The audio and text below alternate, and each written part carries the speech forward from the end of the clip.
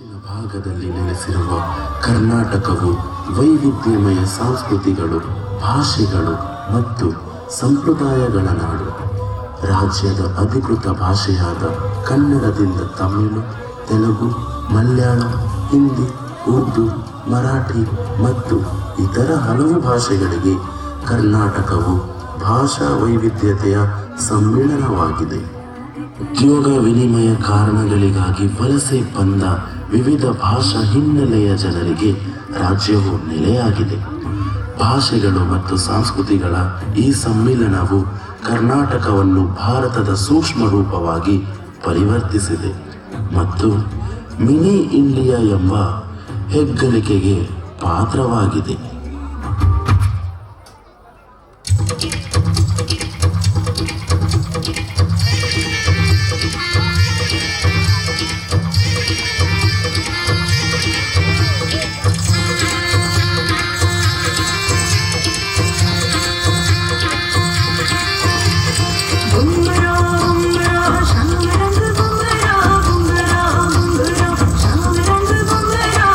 आए हो किस बगिया से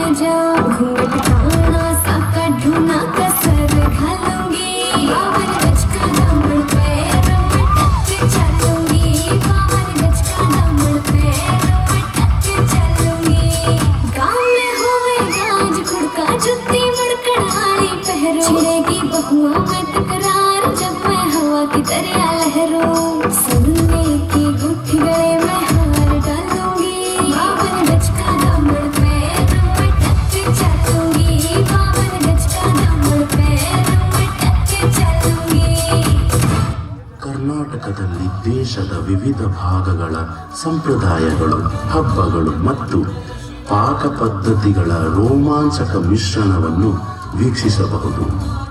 ಇದು ಬೆಂಗಳೂರಿನ ಗದ್ದಲದ ಮಾರುಕಟ್ಟೆಗಳಾಗಲಿ ಅಥವಾ ಕೊಡಗಿನ ಪ್ರಶಾಂತ ಹಳ್ಳಿಗಳಾಗಲಿ, ಕರ್ನಾಟಕವು ಅವರ ಭಾಷಾ ಅಥವಾ ಸಾಂಸ್ಕೃತಿಕ ಹಿನ್ನೆಲೆಯನ್ನು ಲೆಕ್ಕಿಸದೆ ಎಲ್ಲ ವರ್ಗದ ಜನರನ್ನು ಅಪ್ಪಿಕೊಳ್ಳುತ್ತದೆ.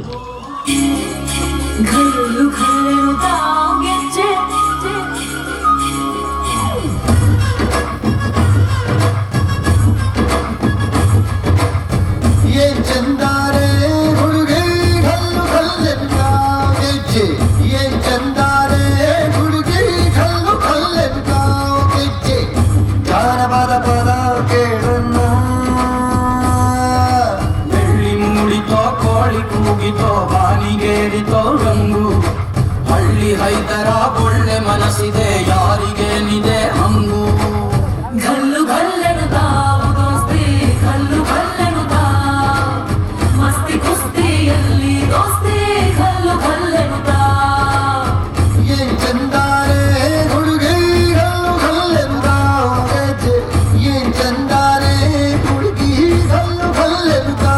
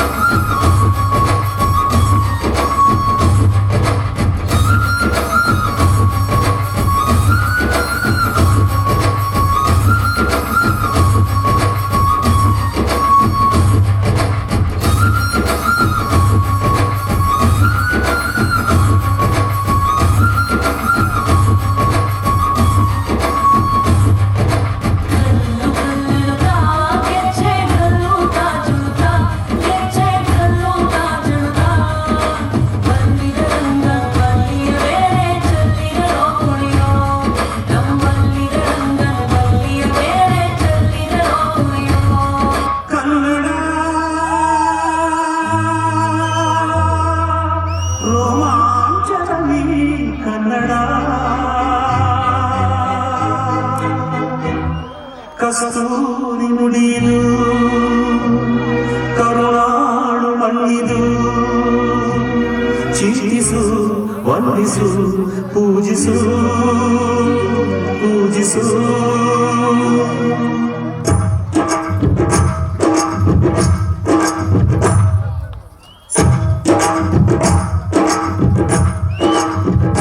ಈ ಕನ್ನಡ ಮಣ್ಣನ್ನು ಮರಿಬೇಡ ಓ ಅಭಿಮಾನಿ, ಓ ಅಭಿಮಾನಿ. ಈ ಮಣ್ಣಿನ ಹೆಣ್ಣನ್ನು ಜರಿಬೇಡ ಓ ಅಭಿಮಾನಿ, ಓ ಅಭಿಮಾನಿ. ಸುಸಂಸ್ಕೃತ ಚರಿತೆಯ ತಾಯ್ನಾಡು, ಮಹೋನ್ನತ ಕಲೆಗಳ ನೆಲೆಬೀಡು. ಕೆಡಿಸದಿರು ಈ ಹೆಸರ, ಈ ಹೆಸರ. ಈ ಕನ್ನಡ ಮಣ್ಣನ್ನು ಮರಿಬೇಡ ಓ ಅಭಿಮಾನಿ, ಓ ಅಭಿಮಾನಿ. ಈ ಮಣ್ಣಿನ ಹೆಣ್ಣನ್ನು ಜರಿಬೇಡ ಓ ಅಭಿಮಾನಿ, ಓ ಅಭಿಮಾನಿ. ನಮ್ಮ ಪರಂಪರೆಯ ಶ್ರೀಮಂತಿಕೆಯನ್ನು ಗೌರವಿಸೋಣ. ಪ್ರತಿಯೊಂದು ಭಾಷೆ ಮತ್ತು ಸಂಸ್ಕೃತಿಯನ್ನು ಗೌರವಿಸುವ ಮತ್ತು ಆಚರಿಸುವ ಸಮಾಜವನ್ನು ನಿರ್ಮಿಸಲು ಶ್ರಮಿಸೋಣ. ಈ ನಮ್ಮ ಒಂದು ಮಹಾಭಾರತದ ಅದ್ಭುತ ನಾಟಕ ಪ್ರದರ್ಶನವನ್ನು ನಮ್ಮ ವಿದ್ಯಾರ್ಥಿಗಳು ತುಂಬಾ ನಾಟಕವನ್ನು ಪ್ರದರ್ಶಿಸುತ್ತಿದ್ದಾರೆ. ನಮ್ಮ ಮಕ್ಕಳು ತಮಗೆ ಸಾಧ್ಯವಾದಷ್ಟು ನಾಟಕ ಕಲಿತು ಪ್ರದರ್ಶಿಸುತ್ತಿದ್ದಾರೆ. ಅವರ ಭಾಷೆ, ಹಾಡು, ನಟನೆಯಲ್ಲಿ ಏನಾದರೂ ತಪ್ಪಿದ್ದರೆ ಕ್ಷಮಿಸಿ, ಒಳ್ಳೆಯ ಅಂಶ ಸ್ವೀಕರಿಸಿ. ನಾಟಕದ ಹಿನ್ನೆಲೆ: ಸ್ಥಳ ಕೌರವರ ಸಾಮ್ರಾಜ್ಯ, ದ್ರೌಪದಿಯ ವಸ್ತ್ರಾಪಹರಣ. ಶಕುನಿಯ ಕುತಂತ್ರದಂತೆ ದುರ್ಯೋಧನನು ಪಾಂಡವರನ್ನು ಮೋಸದಿಂದ ಸೋಲಿಸಿ ಪಾಂಡವರ ಸಕಲ ಸಂಪತ್ತನ್ನು ಪಡೆದು ಪಾಂಡವರ ಹೆಂಡತಿಯನ್ನು ಪಗಡೆಗೆ ಆಟದಲ್ಲಿ ಸೋತಿದ್ದಾರೆ. ಆ ಸಂದರ್ಭದಲ್ಲಿ ದುರ್ಯೋಧನನು ತನ್ನ ತಮ್ಮ ದುಶ್ಯಾಸನಿಗೆ ಅವಳನ್ನು ಎಳೆತಂದು ವಸ್ತ್ರಾಪಹರಣ ಮಾಡಿ ಎಂದು ಹೇಳಿದ ಸಂದರ್ಭ.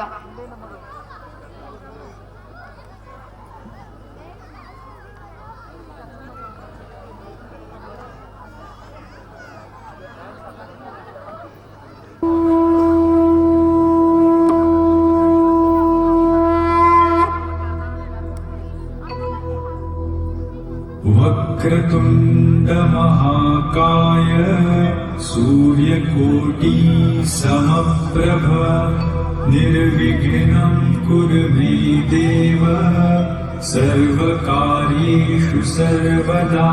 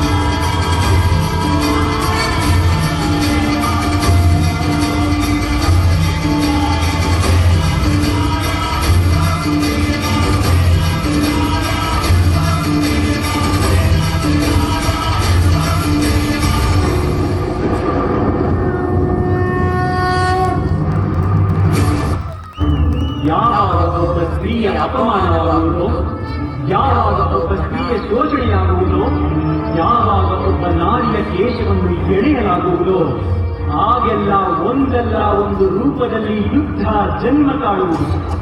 ಒಂದಲ್ಲ ಒಂದು ರೂಪದಲ್ಲಿ ಮಹಾಭಾರತದ ಆರಂಭವಾಗುವುದು. ನೀವೇ ಯೋಚಿಸಿ ನೋಡಿ, ಪದೇ ಪದೇ ಯೋಚಿಸಿ ನೋಡಿ.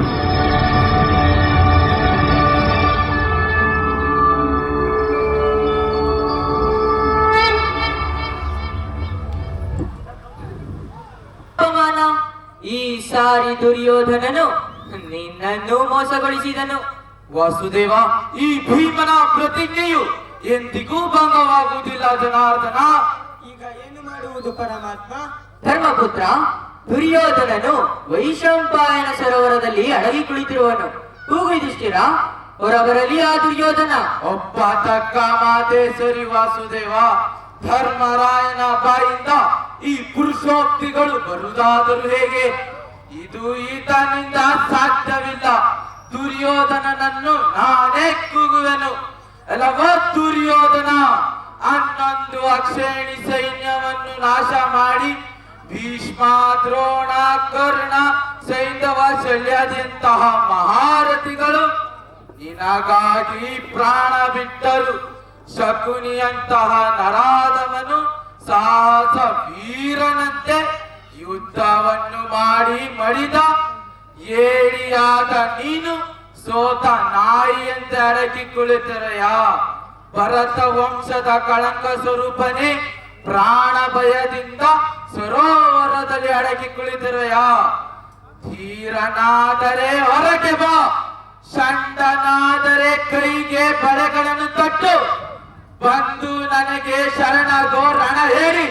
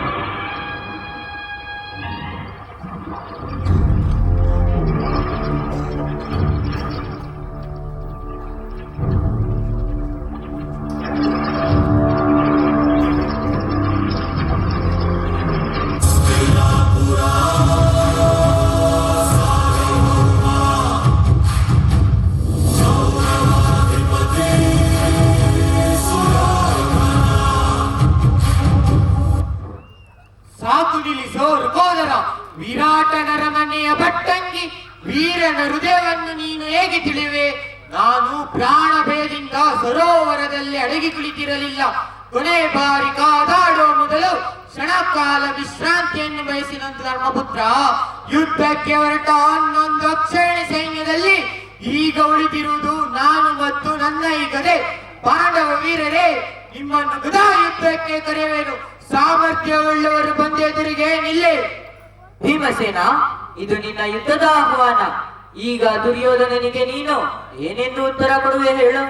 ಅದನ್ನು ಕೇಳುವ ಅಗತ್ಯವಿಲ್ಲ ವಾಸುದೇವ. ನಾನು ಇಷ್ಟು ದಿನಗಳು ಈ ಶುಭ ಮುಹೂರ್ತದ ಸಲುವಾಗಿಯೇ ಕಾದಿದ್ದೇನು ಪರಮಾತ್ಮ. ಎಲ್ಲೋ ಭೀಮಸೇನ, ಈ ದುರ್ಯೋಧನನನ್ನು ನೀನು ಕೊಂದಿದ್ದೆ ಆದರೆ ಸಮುದ್ರ ಪರಮೇಶಿತ ಧರಣಿಯ ಸಕಲ ಸಂಪದವು ನಿನ್ನದಾಗುವುದು ದುರ್ಗೋದರ. ಎಲ್ಲವೋ ದುರ್ಯೋಧನ, ನೀನು ನನ್ನನ್ನು ಕೊಂದದ್ದೇ ಆದರೆ ಆ ಚಂದ್ರಾರ್ಕವಾದ ಕೀರ್ತಿಯನ್ನು ಪಡೆಯಿಸಿ ಯೋಧನ. ಹಾಗಾದರೆ ಬಾ, ಗದಾ ಯುದ್ಧಕ್ಕೆ ನಿಲ್ಲು. ದುರ್ಯೋಧನ,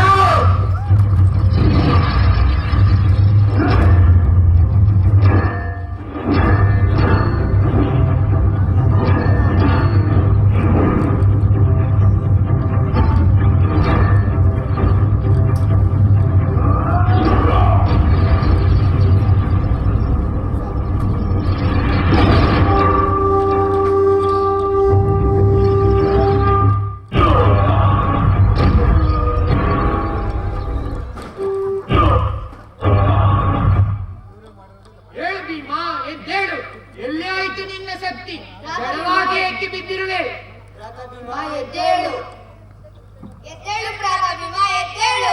ಹೆದರಬೇಡ ಭೀಮ, ನೆಲಕ್ಕೆ ಬಿದ್ದ ಶತ್ರುವನ್ನು ಯಾವ ವೀರನೂ ಘಾತಿಸುವುದಿಲ್ಲ. ಬಾ ಮತ್ತೊಮ್ಮೆ ಗದಾ ಯುದ್ಧಕ್ಕೆ ನಿಲ್ಲು.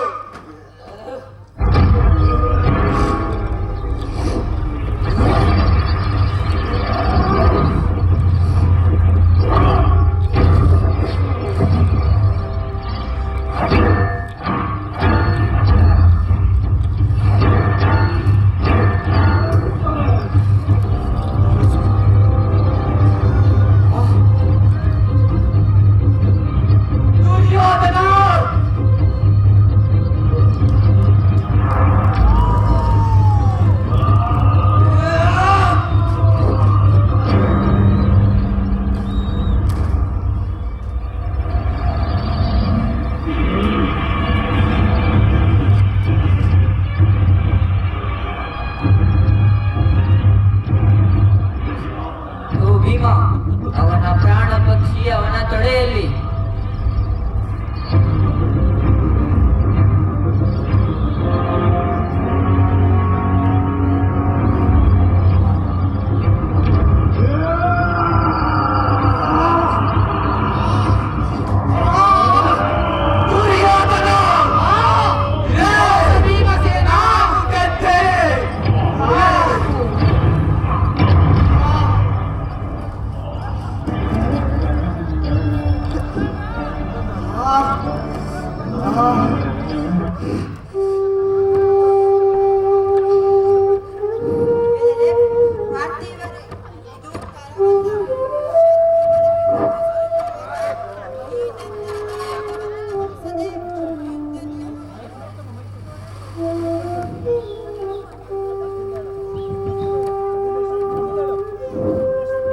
ಪಾರ್ಥಿವರೇ, ಇದು ತರವಲ್ಲ.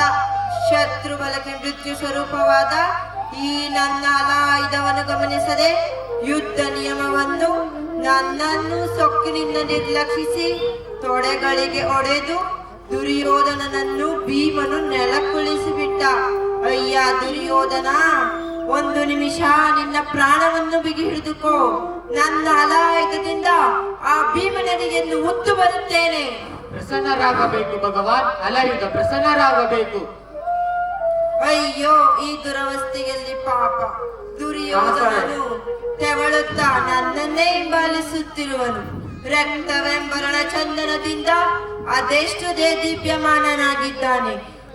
ನೆಲದ ಮೇಲೆ ತೆವಳಿ ಧೂಳಂಟಿದ ಭುಜಗಳಿಂದ ದುರ್ಯೋಧನನು ಬಾಲಲೀಲೆಯನ್ನು ಮತ್ತೆ ತೋರುತ್ತಿರುವನೋ.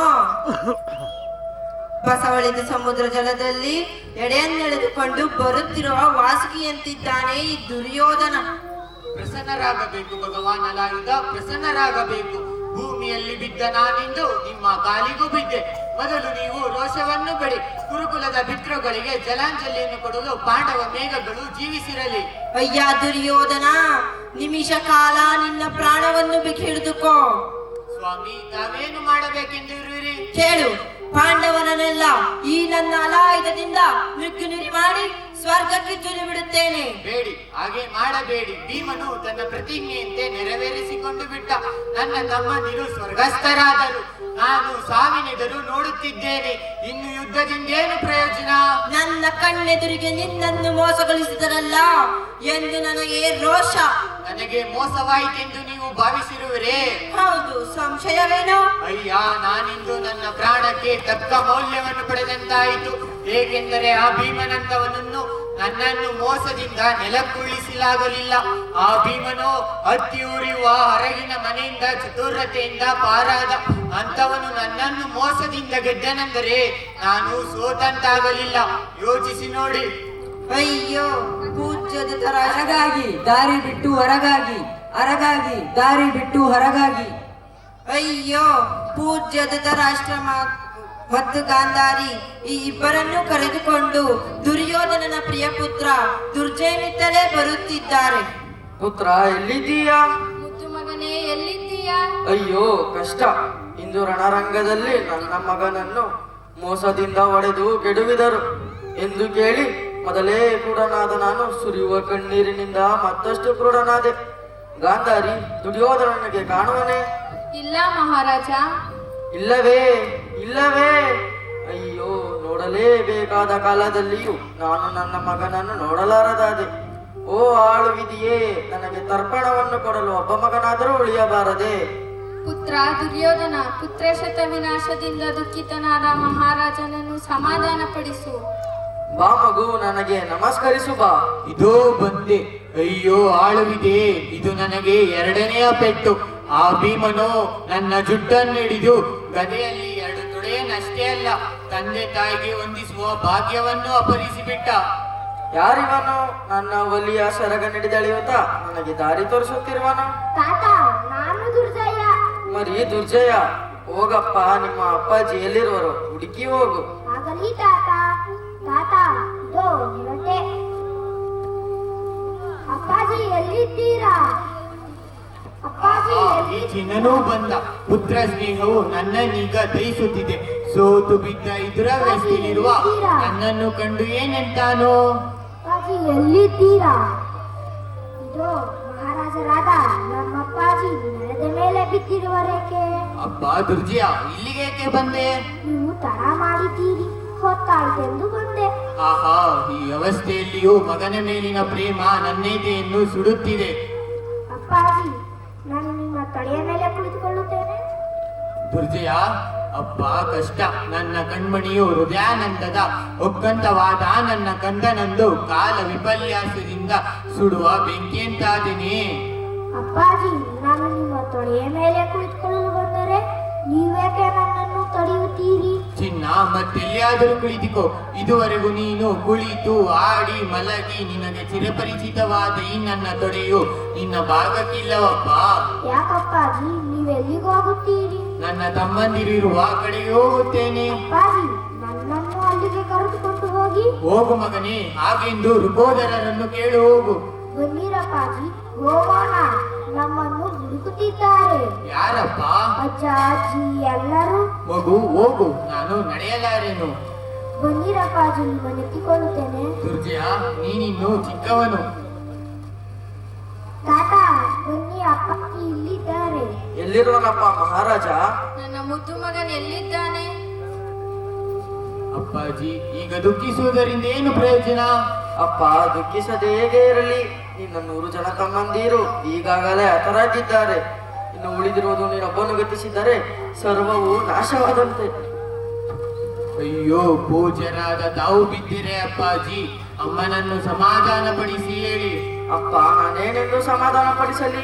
ಯುದ್ಧದಲ್ಲಿ ಮೆಟ್ಟದ ಹುಮ್ಮಸ್ಸಿನಿಂದ ಹೋರಾಡಿ ಹತನಾದೆನೆಂದು ಸಮಾಧಾನಪಡಿಸಿ. ಅಪ್ಪಾಜಿ, ಹೇಗ ಶೋಕವನ್ನು ನಿಗ್ರಹಿಸುವ ಮೂಲಕ ನನ್ನನ್ನು ಅನುಗ್ರಹಿಸಿ. ದುರ್ಜಯ, ನೀನು ಕೇಳು. ಗಾಂಧಾರಿ, ದುರ್ಯೋಧನ ತನ್ನ ಮುದ್ದು ಮಗನಿಗೆ ಏನೆಂದು ಹೇಳುವನು? ನಾನು ಅದನ್ನೇ ಚಿಂತಿಸುತ್ತಿದ್ದೇನೆ. ನನಗೆ ಹೇಗೋ ಪಾಂಡವರಿಗೂ ವಿಧೇಯನಾಗಿರು. ಅಜ್ಜಿ ಕುಂತಿ ಆಜ್ಞೆಯ ಪ್ರಕಾರ ನಡೆದುಕೋ. ಅಭಿಮನ್ಯುವಿನ ತಾಯಿ ಮತ್ತು ದ್ರೌಪದಿ ಇಬ್ಬರನ್ನು ನಿನ್ನ ತಾಯಿಗಳೆಂದು ಪೂಜಿಸು. ರೇಷ್ಮೆ ಧರಿಸಿದ ಧರ್ಮರಾಯನ್ ಹಿಡಿದಾದ ಬಲದೋಳ್ಗಳನ್ನು ಹಿಡಿದು ಮಿಕ್ಕ ಪಾಂಡವರ ಜೊತೆ ಕೂಡಿ ನನ್ನ ಹೆಸರು ಹೇಳಿ ನನಗೆ ತರ್ಪಣವನ್ನು ನೀಡಪ್ಪ. ಆಹಾ, ವೈರವು ಪಶ್ಚಾತ್ತಾಪವಾಗಿ ಪರಿಣಮಿಸಿದ್ದಲ್ಲ. ಓ, ಗುರುಪುತ್ರ ಅಶ್ವತ್ಥಾಮ ಇತ್ತಲೇ ಬರುತ್ತಿದ್ದಾನೆ.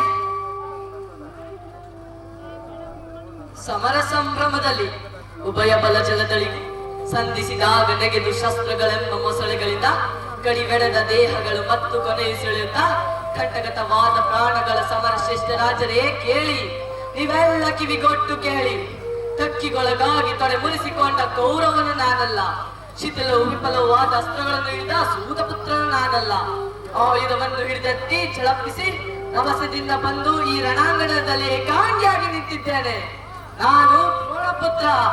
ನಮ್ಮ ತಂದೆಗೆ ಉತ್ತರ ಕ್ರಿಯೆಯನ್ನು ಮಾಡುವಷ್ಟರಲ್ಲಿಯೇ ಅತಿರಥನಾದ ದುರ್ಯೋಧನನಿಗೆ ಕಾಲಮಹಿಮೆಯಿಂದ ಸೋಲಾಯಿತು.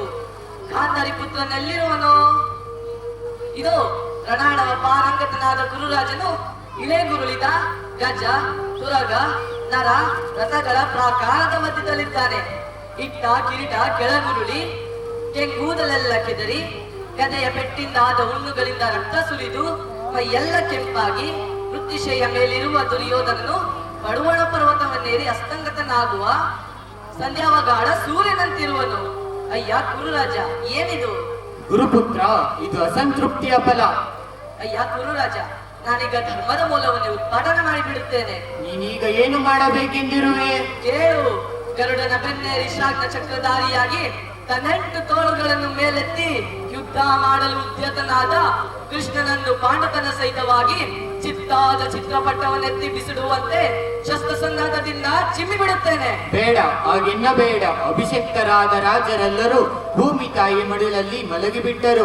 ಕರ್ಣನು ಸ್ವರ್ಗಸ್ಥನಾದನು. ಭೀಷ್ಮಾಚಾರ್ಯರ ದೇಹ ಪಾತವಾಯಿತು. ನನ್ನ ತಮ್ಮಂದಿರು ಗತಿಸಿ ಹೋದರು. ನನ್ನ ಗತಿಯೂ ಈಗಾಯಿತು. ಗುರುಪುತ್ರ, ಇನ್ನು ಬಿಲ್ಲನ್ನು ಬಿಸಾಡು. ಅಯ್ಯ ಗುರುರಾಜ, ಭೀಮನ ಗದಾಘಾತದಿಂದ ನಿನ್ನ ತೊಡೆಗಳ ಜೊತೆಯಲ್ಲಿ ನಿನ್ನ ತಪ್ಪು ಮುರಿದು ಬಿತ್ತೆ. ಆಗಲ್ಲ. ರಾಜರಿಗೆ ಅಭಿಮಾನವೇ ಶರೀರ. ಅಭಿಮಾನಕ್ಕಾಗಿ ನಾನು ಯುದ್ಧವನ್ನು ಕೈಗೊಂಡಿದ್ದು. ನೋಡು ಗುರುಪುತ್ರ, ಸಭೆಯಲ್ಲಿ ದ್ರೌಪದಿಯ ಮುಂದಲೇ ನುಡಿದು ಎಳೆದಾಡಿದೆವು. ಪಗಡೆ ಆಟದ ನೆಪದಲ್ಲಿ ಸೋತ ಪಾಂಡವರನ್ನು ವನ್ಯ ಮೃಗಗಳ ಜೊತೆ ಕೂಡಿಸಿ ಕಾಡಿನಲ್ಲಿ ತಿರುಗಾಡಿಸಿದೆವು. ಇವುಗಳ ಮುಂದೆ ಪಾಂಡವರು ನನ್ನ ದರ್ಪವನ್ನು ಮುರಿದರೆಂಬ ಮಾತು ಅತ್ಯಲ್ಪವಲ್ಲವೇ? ಆಲೋಚಿಸಿ ನೋಡು. ಏನಾದರೂ ಸುಮ್ಮನಿರಲಾರೆ. ಪ್ರತಿಜ್ಞೆ ಮಾಡಿಬಿಟ್ಟಿದ್ದೇನೆ. ನಿನ್ನಾಣೆ, ನನ್ನ ಆತ್ಮದಾಣೆ, ವೀರ ಸ್ವರ್ಗದಾಣೆ ಇಟ್ಟು ಹೇಳುತ್ತೇನೆ, ಕೇಳು. ಇರುಳುಗಾಳಗವನ್ನು ಮಾಡಿ ಪಾಂಡವರನ್ನು ಸುಟ್ಟು ಬೂದಿ ಮಾಡುತ್ತೇನೆ. ಗುರುಪುತ್ರನಿಂದ ಮೇಲೆ ತಪ್ಪದು. ಓಹೋ, ಪೂಜ್ಯಾಲಯದನು ಇಲ್ಲೇ ಇದ್ದಾನೆ. ದುರ್ಜಯ, ಬಾಯಿಲ್ಲಿ. ಅಭಿಷೇಕವಿಲ್ಲದಿದ್ದರೇನಂತೆ? ಬ್ರಾಹ್ಮಣನಾದ ನನ್ನ ವಾಕ್ಯ ಬಲದಿಂದ ನಿನ್ನ ತಂದೆಯು ಶೌರ್ಯದಿಂದ ಸಂಪಾದಿಸಿದ ಈ ಸಾಮ್ರಾಜ್ಯಕ್ಕೆಲ್ಲ ಸಾಮ್ರಾಟನಾಗು. ನನ್ನ ಹೃದಯದಾಸೆ ನೆರವೇರಿತು. ನನ್ನ ಪ್ರಾಣ ಹೋಗುವಂತಿದೆ. ಇದೋ ನನ್ನ ಪಿತೃಪಿತಾಮಹರಾದ ಪೂಜ ಶಂತನು ಮತ್ತು ಮುಂತಾದವರು ಕರ್ಣನನ್ನು ಮುಂದು ಮಾಡಿಕೊಂಡು ನನ್ನ ತಮ್ಮಂದಿರು ನನ್ನನ್ನು ಎದುರುಗೊಳ್ಳಲು ಬರುತ್ತಿದ್ದಾರೆ. ನನ್ನನ್ನು ಕರೆತರಲು ಸಹಸ್ರಾಂಶಗಳನ್ನು ಕೂಡಿದ ವೀರ ವಿಮಾನವನ್ನು ಯಮನು ಕಳುಹಿಸಿದ್ದಾನೆ. ಇದೋ ಬಂದೆ ಬಂದೆ ಬಂದೆ.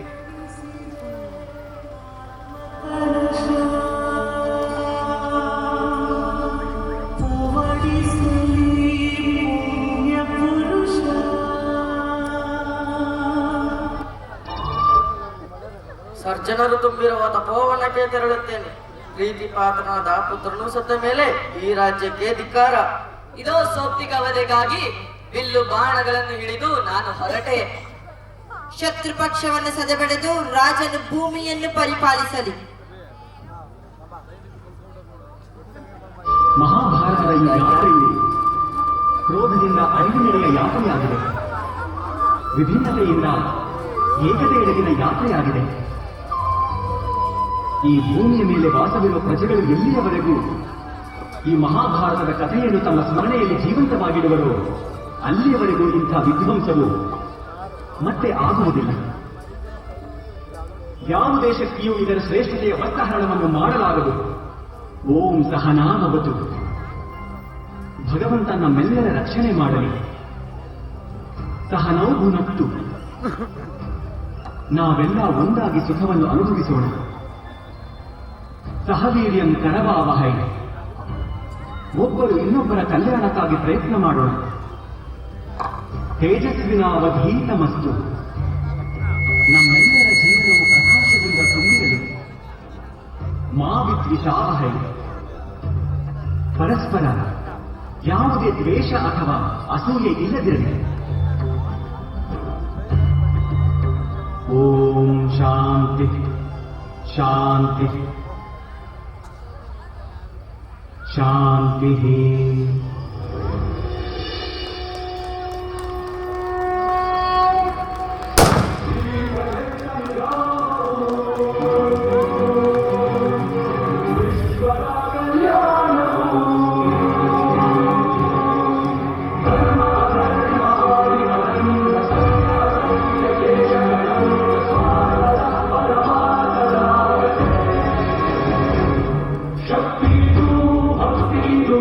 ಜನ್ಮ